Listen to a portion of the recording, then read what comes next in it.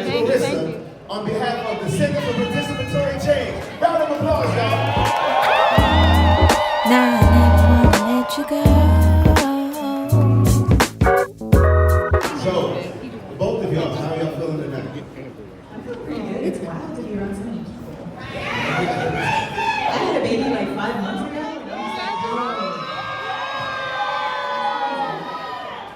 I'm feeling nervous, so that's real. But I'm feeling really excited to be here and excited to talk to y'all more about CPC.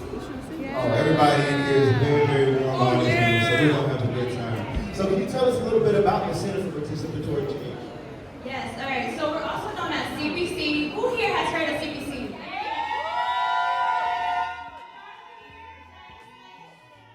So CPC is also known as Center for Participatory Change. So very quickly, it started in 1999, and we've always done challenging work. So we've started with co-executive directors, challenging the hierarchical status and realities that people experience.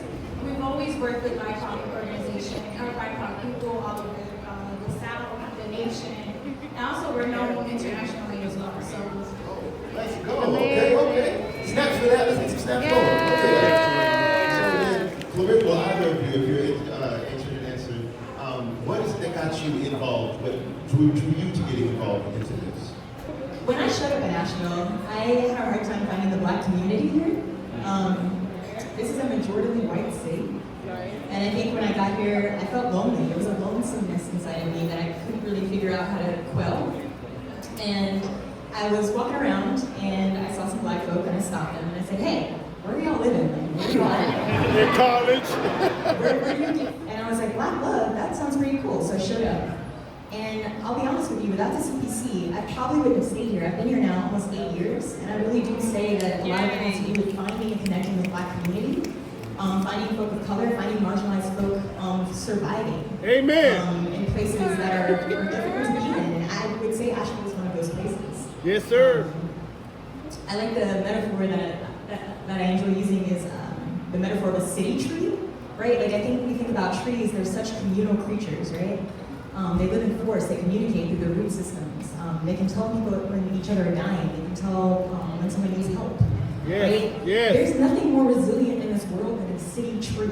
Yes, right? ma'am. Because we're putting them in concrete, we're forcing them not to talk to each other, right? And the crazy thing about trees in cities, if you've ever watched, is they push up through that concrete. They still find each other. Yes. Right? Those are the folk like us living here in the city. Yes. City trees. CPC.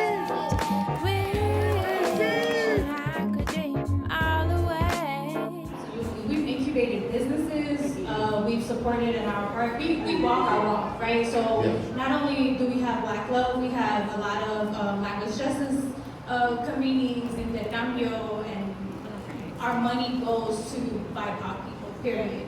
So we only work with Black facilitators, Black caterers, Black venues, so that we walk the walk that we say we're walking. And what that is collective liberation. We believe in la liberación del pueblo. We believe that we are together, we can be liberated.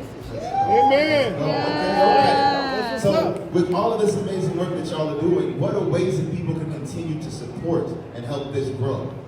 One of the main things I think we ask for is like participate, right? I think that if you look at the world that we're living in right now, folk are getting away with a lot of crazy-ish because we are not participating. Yeah, that's right. We're not participating in the world that we want to see. Too much. And just like Gigi said, collective liberation, right?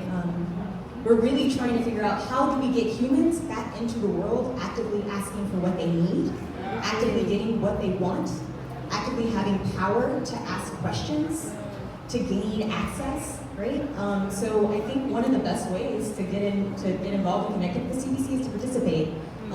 We have Intercambio, right? We have teaching programs like the culture building workshops that we do. We have a civic engagement series that's coming up pretty soon on just how to be a citizen, how to engage with the world around you, right? There's so many people asking like, how do I get involved? Like I want to stop this. What do I do to help? I'm like, hey, do you know how to protest? Yes. Do you know how to talk to your government officials?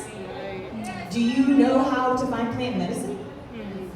Do you know how to care for others? Do you know how to have dialogue instead of some sort of banter that we call conversation these days, right? These are the things that we're trying to reteach the population, right? other ways to get involved. You can always come to just one of our community building events. I mean, Black Love, we're gonna have community field days, which means, hey, show up and play some dodgeball with us. So we build community. I'm trying to think, what else am I missing? There's a lot. I mean, honestly, there's a slew of programming. Please get involved. Come out. Come talk to folks. Come meet community. Right? I don't know how many of y'all watch Last of Us. I'm obsessed with Last of Us. I think the great thing about that show is that the message is we won't survive if we don't come together. We're not going to make it.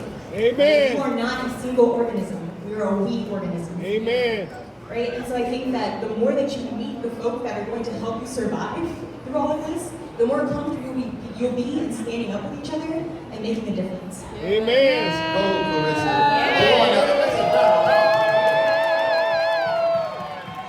Yes, we are on Instagram, we're on Facebook, so it's Center for Participatory Change. I know it's a mouthful, y'all.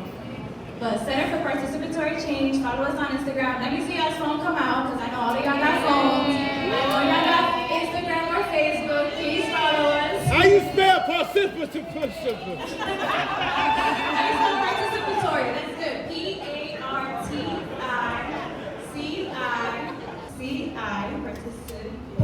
P-A-T-O-R-Y. Thank you. Thank you. And also you could go to our website and sign up for our newsletter. I see a lot of BIPOC folks here. I see a lot of Black people here. Please come to one of our events. They're just for Black folks. I have events for Latinx people. If y'all aren't around in the crowd, please come to our events as well. We have spaces just for us to be us. And it's extremely important for us to be in those spaces, especially right now. Like Clarissa said, there's nothing more important than us getting together and being together. Amen. Amen. Amen. So then, will y'all be sticking around to talk to folks tonight? So they can come and speak with you over here? Yeah. All right then, is there anything else that you would like to leave folks with? Any information or? Thank you. I do my best.